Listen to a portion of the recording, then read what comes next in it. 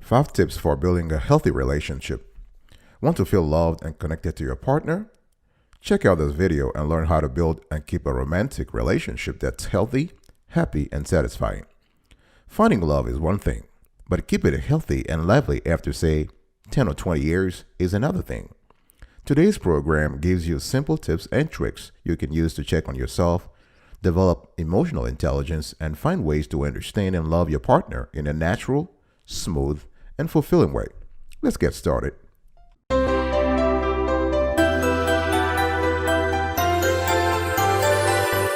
Welcome back, folks, to another edition of Sweetie Kiwi. How are you doing today? I hope you are doing fantastic. I'm doing marvelous, if you were to ask me.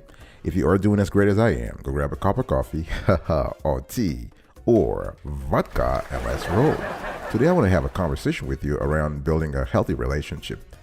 All romantic relationships go through ups and downs, and they all take work, commitment, and most important, a willingness to adapt and change with your partner.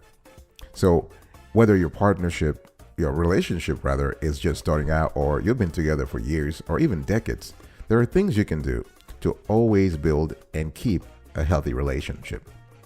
Now, people might say, well, I've experienced a lot of failed relationships in the past, or I've struggled before to rekindle the fires of romance in my current relationship. It doesn't matter. By using the right tip, by having the right approach, by having the proper approach, you can actually start again to feel connected, fulfilled, and happy in your life, and make your partner feel that too. Let's talk about what makes a relationship healthy. There are four broad things that specialists and psychologists and relationship experts, if you will, use when assessing a healthy relationship and defining what qualifies as a healthy relationship.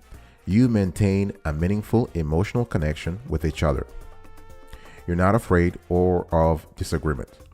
Disagreement here, I'm talking about respectful disagreement. I'm not talking about shouting and having an uncivilized discourse. No, the dialogue must be civilized, must be loving, must be affectionate. You don't want to start calling your partner names simply because you're having a disagreement. So you keep outside relationships and interests alive. This is kind of important. This is critical to maintain a healthy relationship. Just simply because you are in a relationship doesn't mean you have to forget about your own passions and interests. You want to still have a personal life where you feel fulfilled.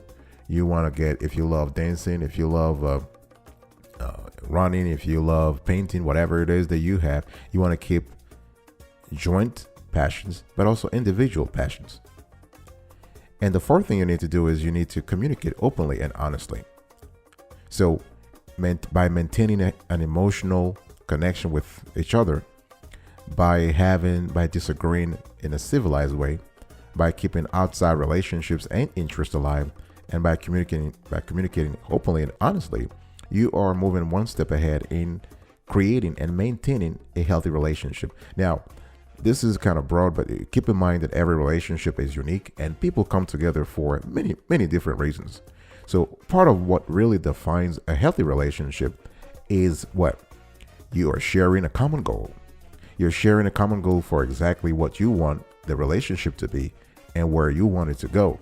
And this is something that only you will know by talking deeply and honestly with your partner. When I'm talking here, I'm not talking about superficial conversations that you have at 2 a.m. You're having a deep conversation. You're having a deep conversation, and you are trying to find agreement on basic principles that can help keep your relationships meaningful, fulfilling, and exciting. No matter what you're going through, life is complicated. Stuff happens. You have children. You have a career. You lose someone in the family. Stuff happens. But if you are able to agree with your partner on what really matters, as I said earlier, emotional connection, respectful disagreement, outside relationships intact, and open communication, you are one step closer to having a healthy relationship. And having a healthy and fulfilling relationship is important because there is a distinction to be made between falling in love and staying in love. Falling in love is easy. It's relatively easy. Let me just put it this way.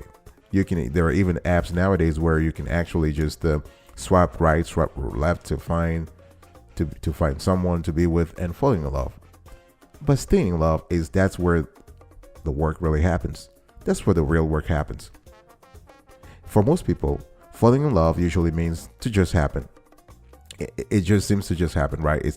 Staying in love, or what I'm trying to say here by staying in love, I'm talking about preserving that falling in love experience. This is what requires commitment and work. Given its rewards, though, it's well worth the effort. So a healthy, secure romantic relationship can serve as an ongoing source of support and happiness in your life, and not just for you, but for your partner, for also your relatives, for your friends and colleagues, for your whole entourage. Because when you are actually feeling good, you can actually reflect that positive vibe around yourself. And this is what really matters, that staying in love, especially through good times and bad. When you go to church or when you have to get married, they tell you for better or worse, till death do us part. A lot of people kind of hear that. A lot of brides and grooms, they kind of hear that. But when really hard stuff happens, you see people just kind of get out of the relationship. That's where divorces happen. I'm not talking about abusive relationships. I'm talking about normal relationships where people just grow tired of one another, and they separate and divorce. That's because they were not able to preserve over time that falling in love experience. So if you take steps now, and I'm going to give you those steps in this show, if you take the proper steps now, you can preserve or rekindle your falling in love experience so that you can build infinite a meaningful relationship that lasts even for a lifetime. I really believe in that. I believe that true love exists, and I believe that we all are on a journey to find our partner. Some people call it soulmate or friend for life or whatever it is, but it does exist. The thing is, you gotta be in the right disposition. You have to be in the right space. You have to have the right vibrations around you so that you can attract into your life the kind of person that will help you be fulfilled. Many couples focus on their relationship only when there are specific, unavoidable problems to overcome. But the thing is, once the problems have been resolved, they often switch their attention back to their careers, kids, or other interests. However, romantic relationships require ongoing attention and commitment if you want the love to flourish. I'll be right back right after this. Don't go anywhere.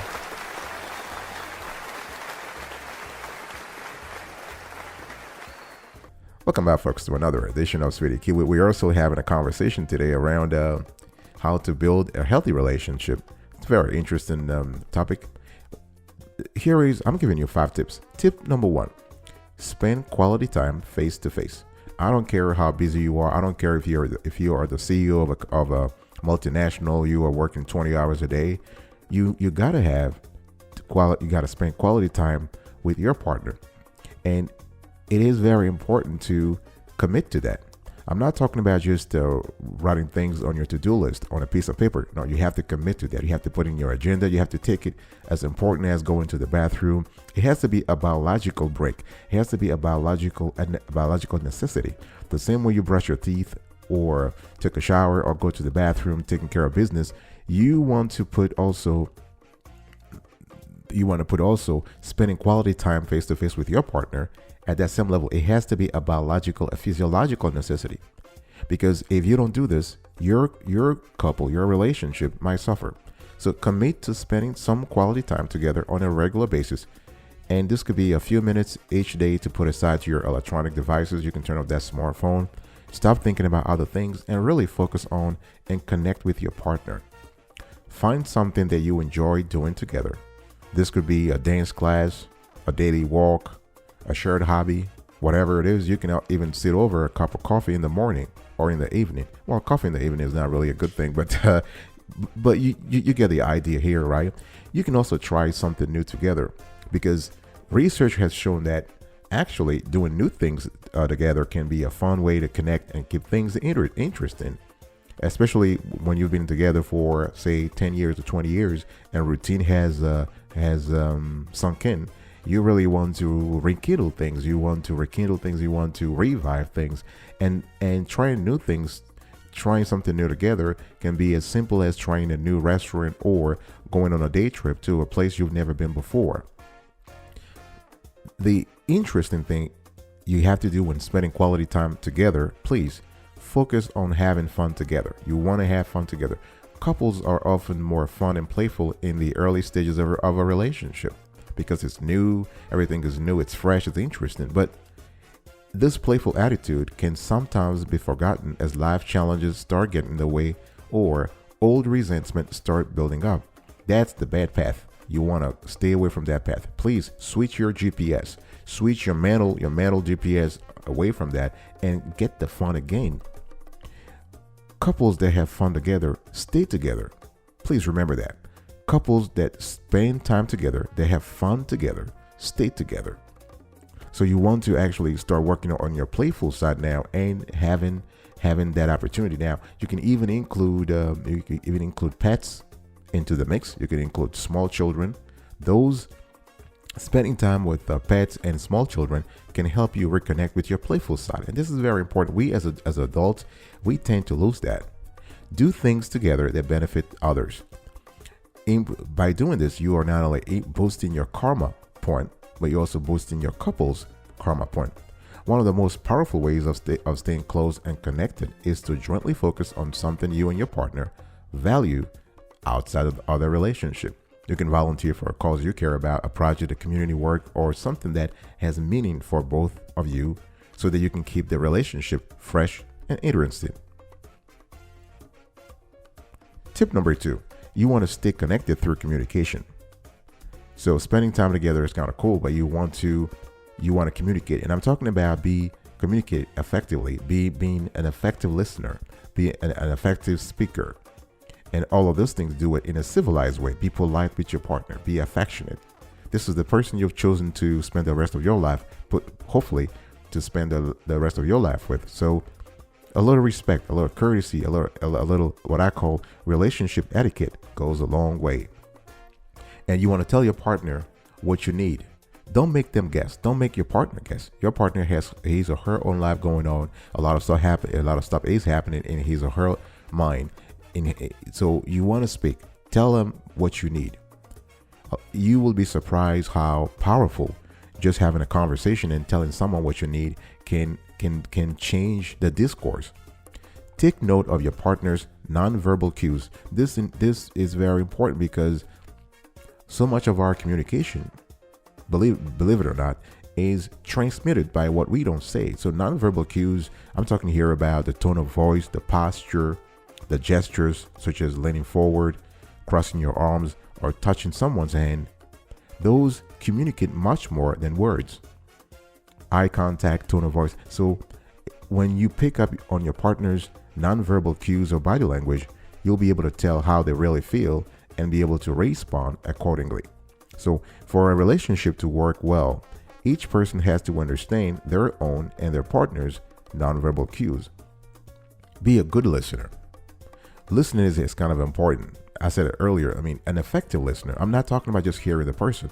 I'm talking about being in the moment, listening to the person, picking on their nonverbal cues, and being able to emphasize, to be able to be in tune with what the person is emphasizing. If you're able to there is a big difference, folks, a huge difference between listening and hearing. When you really listen, you are engaged with what the person is saying. You'll hear the subtle intonations in your partner's voice that tells you that either he or she is really pissed off or happy. So you can feel the little emotions they're trying to communicate. Trying to manage stress also. When you're stressed or emotionally overwhelmed, you're more likely to misread your romantic partner. And that can lead to major problems down the road, either in the short run or in the long run. And you might send confusing or off-putting nonverbal signals. And the worst thing is some couples even lapse into unhealthy knee-jerk patterns or behavior. So you are constantly in this sort of like blaming pattern or blaming domino effect where you're constantly putting the blame on your partner. and this is really bad. So you want to learn how to manage your own stress so that it doesn't spill into the relationship and makes the whole relationship a toxic journey. Tip number 3: keep physical intimacy alive. This is very important. I'm not talking about intercourse here. Intimacy, physical intimacy, is way more than intercourse. Right? You can have intercourse. We're talking here about what, 5, 10 minutes, 20 minutes if you're really good, or 1 hour if you are just really, really good, or 2 hours. But it's short. It is a temporary thing. But physical intimacy involves everything from touching, holding hands, hugging, kissing. Those are important. It has to be frequent and affectionate touch. Touch is a fundamental part of human existence. So they've done research in Harvard and Stanford University where they found that infants who have been exposed to who have seen actually regular affectionate contact while they were little, they have seen their brain development go far. They have become awesome adults. They have grown their mental abilities and cognitive abilities faster. And the benefits didn't end in childhood. Affectionate contact boosts the body's level of oxytocin. This is a hormone that influences bonding and attachment. So while people might be telling you that sex is a cornerstone of a committed relationship, it shouldn't be the only method of physical intimacy, as I said before. So of course, listen, I'm not saying you want to shut down on the intercourse aspect of things, but you have to be a little more balanced. Even if you have pressing workloads or young children to worry about, please keep your physical intimacy alive by carving out some regular couple time, whether that's in the form of a date night or simply an hour at the end of the day when you can sit and talk or hold hands. I'll be right back right after this. Don't go anywhere.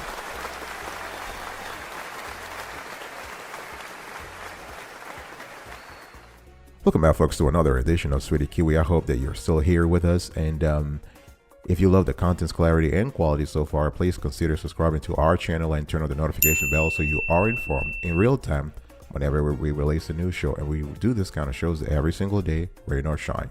Comment below, like, share, and stay with us. Tip number 4: learn to give and take in your relationship. The whole premise of a healthy relationship is a give and take, but it has to be healthy. It has to be a win-win relationship. It has to be a win-win partnership. So if you expect to get what you want 100% of the time in a relationship, you are setting yourself up for disappointment, huge disappointment, because a healthy relationship is generally built on compromise. However, it takes work on each person's part to make sure that there is a reasonable exchange here. There are a few things you can do to, at least if you're not getting 100%, you're probably getting 75% or 80%. And that's what you need, right? Because life is not fair, quote unquote fair. So you're not going to get you're not getting things your way 100% of the time. And that's fine. So as long as you get 80%, you're cool. How do you get the 80%? You want to recognize what's important to your partner. And please don't make winning your goal. So if you approach your partner with the attitude that things have to be your way or else, that will be very difficult to reach a compromise. So sometimes this attitude comes from not having your needs met while younger, or it could be years of accumulated resentment in their relationship reaching a boiling point. So I'm not saying it's bad necessarily. It's all right if you have strong convictions about something, but your partner deserves to be heard as well. So you want to be respectful of the other person and his or her viewpoint. Learn how to respectfully resolve conflicts. Make sure you're fighting fair. Never attack someone directly, but don't use statements such as you are bad or you're not listening to me. No, you can say something like, I understand what's going on, but I think you might be wrong here, or you could be wrong here. Like trying to sweeten things up, trying to be diplomatic. Don't drag old arguments into the mix. Always be willing to forgive. One thing you have to also remember is if tempers flare, you want to take a break. Take a break, take a few minutes, take a few hours, go sleep, go have a drink, go have whatever, go run, just go walk. Take the dog and go out and just have a walk. Or just get your kitty cat, and just cuddle him. That will calm you. Always remember that you are arguing with a person you love. Remember that. And know when to let something go. Don't hold grudges.